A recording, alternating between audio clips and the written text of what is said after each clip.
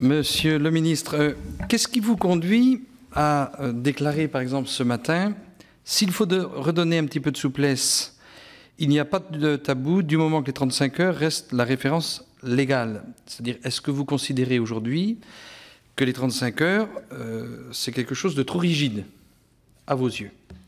Puisque ce genre de déclarations, finalement, sont dans le droit fil des déclarations de M. Macron et des déclarations de M. le Premier ministre Manuel Valls, c'est-à-dire qu'on vous sent un petit peu sur le sujet, un petit peu timoré. À la fois c'est rigide, vous commencez à le dire, mais vous faites machine arrière en disant la durée légale, c'est 35 heures. Mais s'il faut donner un peu de souplesse, pourquoi pas? La première question.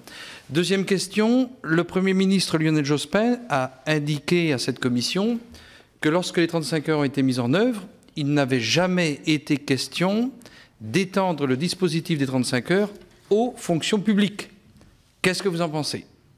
Troisième point, nous avons appris depuis dimanche soir, les dépêches se succèdent ainsi que les articles de presse, que dans quelques jours, M. Macron devrait recevoir le commissaire général à la stratégie et à la prospective, ainsi que le directeur de l'Institut Jacques Delors, qui propose dans un rapport conjoint d'augmenter le temps de travail, tout en bloquant les salaires pendant 3 ans, pour que les entreprises baissent leurs prix et regagnent des parts de marché.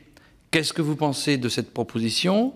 Et enfin, dernière question, est-ce que vous pensez que la réduction du temps de travail, telle qu'on l'a imaginé en France, a créé des disparités d'attractivité de certains métiers?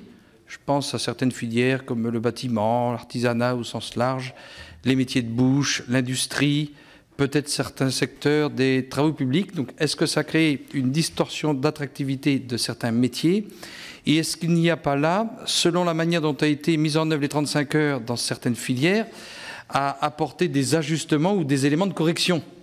Voilà, Monsieur le Ministre, les quelques questions que je souhaitais vous poser. Madame la rapporteure.